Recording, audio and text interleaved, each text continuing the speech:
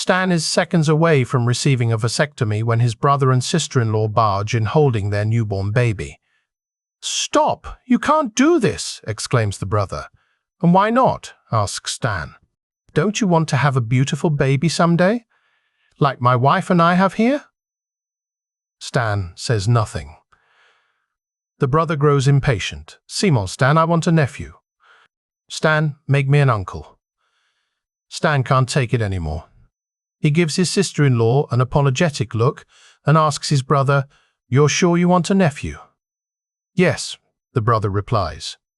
"It would be an honor." "Well, congratulations, you're holding him." This lady goes to the gynecologist but won't tell the receptionist what's wrong with her, just that she must see a doctor. After hours of waiting, the doctor sees her in. "Okay, my good woman, what is your problem?" the doctor asks.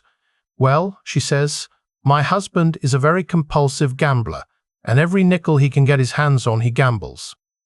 So I had $500, and I stuffed it in my vagina, but now I can't get it out." The doctor says, "Don't be nervous. I see this happen all the time."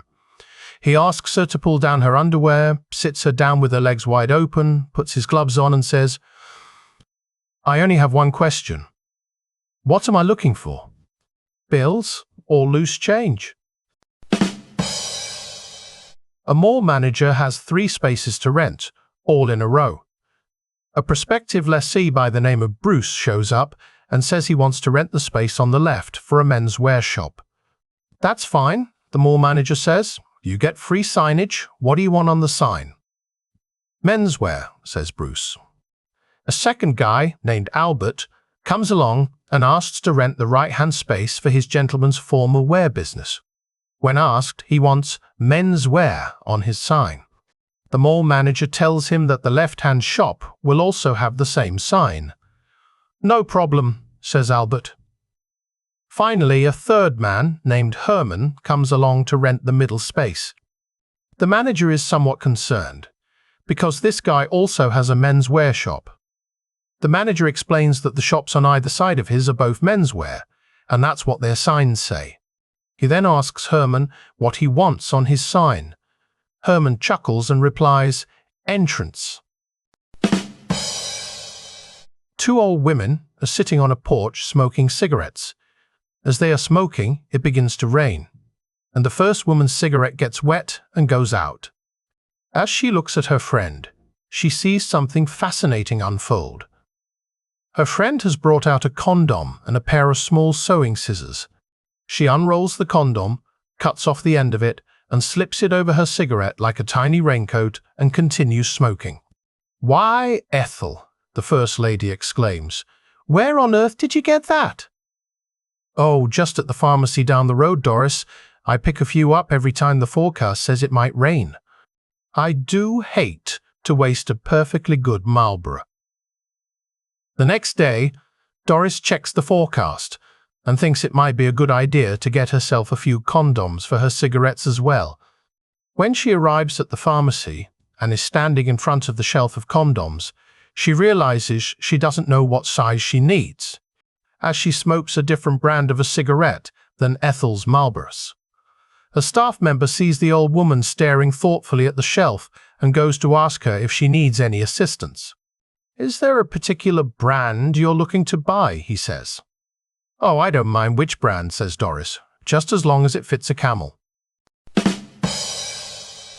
An old blind cowboy goes into a bar. He finds his way to a bar stool and orders a shot of Jack Daniels.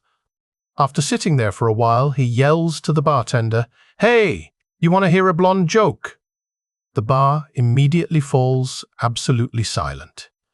In a very deep, husky voice, the woman next to him says, "Before you tell that joke, cowboy, I think it is only fair, given that you are blind, that you should know 5 things. The bartender is a blonde girl with a baseball bat. The bouncer is a blonde man with a billy club. I'm a 6-foot-tall, 175-pound blonde woman with a black belt in karate. The man sitting next to me is blonde and a professional weightlifter. The lady to your right is blonde and a professional. Wrestler. Now, think about it seriously, cowboy. Do you still want to tell that blonde joke?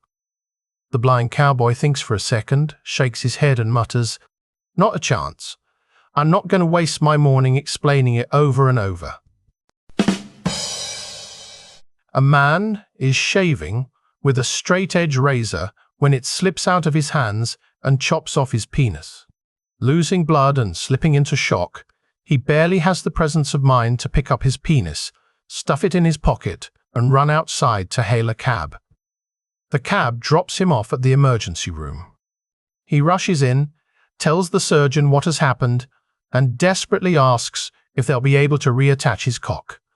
Yes, the surgeon says, if we work quickly. Give it to me. The man reaches into his pocket and deposits its contents into the surgeon's hand. This isn't a penis, says the surgeon. It's a cigar. The man smacks his forehead. Oh my God, he moans. I must have smoked it in the cab. A man and a woman were having drinks when they got into an argument about who enjoyed lovemaking more. The man said, Mr. obviously enjoys lovemaking more than Miss. Why do you think we're so obsessed with getting laid? The woman countered. That doesn't prove anything, she said. Think about this. When your ear itches and you put your finger in it and wiggle it around, then pull it out. Which feels better, your ear or your finger? Last week, we took some friends to a new restaurant called Steve's Place and noticed that the waiter who took our order carried a spoon in his shirt pocket. It seemed a little strange. When the busboy brought our water and utensils, I observed that he also had a spoon in his shirt pocket. Then I looked around and saw that all the staff had spoons in their pockets. When the waiter came back to serve our soup, I inquired, Why the spoon?